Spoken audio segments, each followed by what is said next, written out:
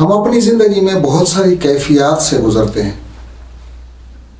ان کیفیات پر اگر غور کریں تو ہمیں اپنی زندگی کے بہت سارے رازوں کا پتہ چل جائے گا.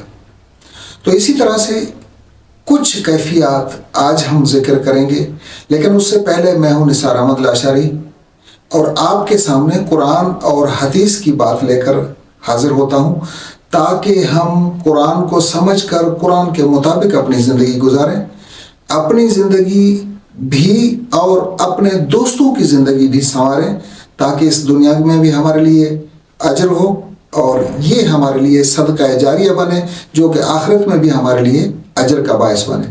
ہم اپنی زندگی میں جب بیمار ہوتے ہیں تو بہت ساری علامات ظاہر ہونے لگتی ہیں. ہم علامات کو سمجھ کر، علامات پر غور کر کے بیماری کو ڈائیگنوز کرتے ہیں اور پھر اس بیماری کا علاج کرتے ہیں. کبھی آپ بیمار ہوئے ہیں؟ جب آپ بیمار ہوئے ہیں تو ڈاکٹر کے پاس گئے ہیں، ڈاکٹر نے آپ سے کچھ سوالات کیے ہوں گے. ان سوالات سے ڈاکٹر کوشش کرتا ہے کہ اس مرض کی گہرائی معلوم کر سکے، اس مرض کی نوعیت معلوم کر سکے تاکہ اس کا مکمل ٹریٹمنٹ ہو سکے.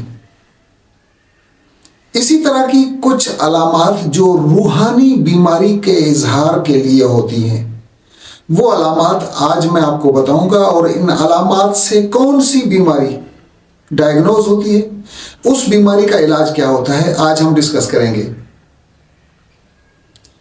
پہلی علامت ہے، بیماری آپ خود سمجھ جائیں گے، میں علامات بتا رہا ہوں. پہلی علامت ہوگی جب بھی کوئی نافرمانی کا کام، جب بھی کوئی گناہ کا کام کرنے لگیں گے تو شروع میں دل بتائے گا، دل دھڑکے گا، زور سے دھڑکے گا اور یہ بتائے گا کہ یہ غلط کام ہے. کہیں ایسا تو نہیں ہے کہ آپ کے دل نے آپ کو بتانا چھوڑ دیا ہو، وہ زور سے دھڑکنا چھوڑ دیا ہو، وہ ڈر اور خوف والی کیفیت ختم ہو گئی ہو. یہ پہلی علامت. دوسری علامت یہ ہے، کہیں ایسا تو نہیں ہے کہ جب کوئی غلطی آپ کی کوئی شخص دیکھے، کوئی بڑا دیکھے، کوئی استاد دیکھے، وہ آپ کو سمجھانا شروع کرے. کبھی آپ کو نماز کے لیے اٹھایا جائے، کبھی آپ کو کوئی اچھا کام کرنے کو کہا جائے، وہ آپ کو برا محسوس ہو. اگر برا محسوس ہوتا ہے تو یہ دوسری علامت ہے. کسی کے سمجھانے بجھانے پر، کسی کے اچھائی بتانے پر اس کی بات آپ کو جب بری لگتی ہے تو یہ دوسری علامت ہے. اور تیسری علامت یہ ہے کہ کیا عبادت میں، نماز میں آپ کا دل لگتا ہے، اپنے دل کے شوق کے ساتھ آپ عبادت کرتے ہیں یا عبادت بوجھ بنی ہوئی ہے. دل کے اشتیاق کے ساتھ روزہ رکھتے ہیں یا روا روی میں روزہ رکھ رہے ہیں کہ گھر کے سارے افراد روزہ رکھ رہے ہیں تو اب میں بھی رکھ لیتا ہوں. کہیں آپ کو اپنے مال میں سے خرچ کرتے ہوئے تکلیف تو نہیں ہوتی. یہ تیسری علامت. یہ تین علامات اظہار کرتی ہیں، انڈیکیٹ کرتی ہیں، بتاتی ہیں کہ ہمیں دل کا مرض ہے. حضور اکرم صلی اللہ علیہ وسلم نے ارشاد فرمایا تھا، ان القلوب لتصدع کما یصدع الحدید اذا اصابہ الماء.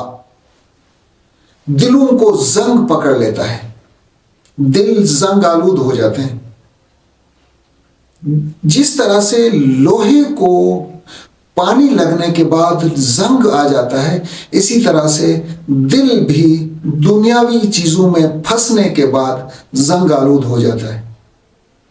حضور صلی اللہ علیہ وسلم نے اس زنگ کے علاج بتایا، اس زنگ کو دور کرنے کا طریقہ بتایا.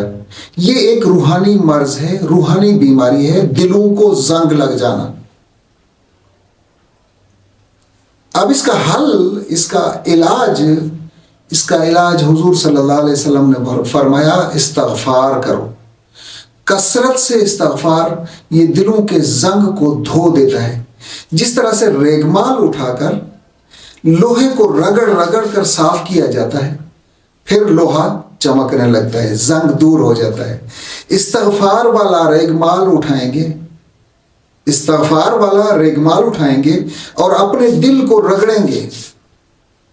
جب اس دل کی رگڑائی استغفار سے ہوگی تو دل پھر دوبارہ سے چمکنا شروع ہوگا، پھر دوبارہ سے زندہ ہو جائے گا، پھر دوبارہ سے آپ کو کسی کی اچھائی بتانا برا نہیں لگے گا.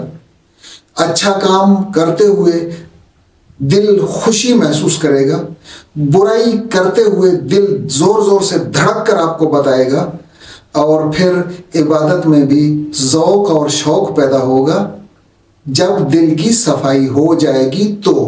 ورنہ ایسے ہی زندگی گزرے گی اور زندگی کا اختتام اس صورت میں ہو جائے گا کہ دل مکمل سیاہ ہو چکا ہوگا.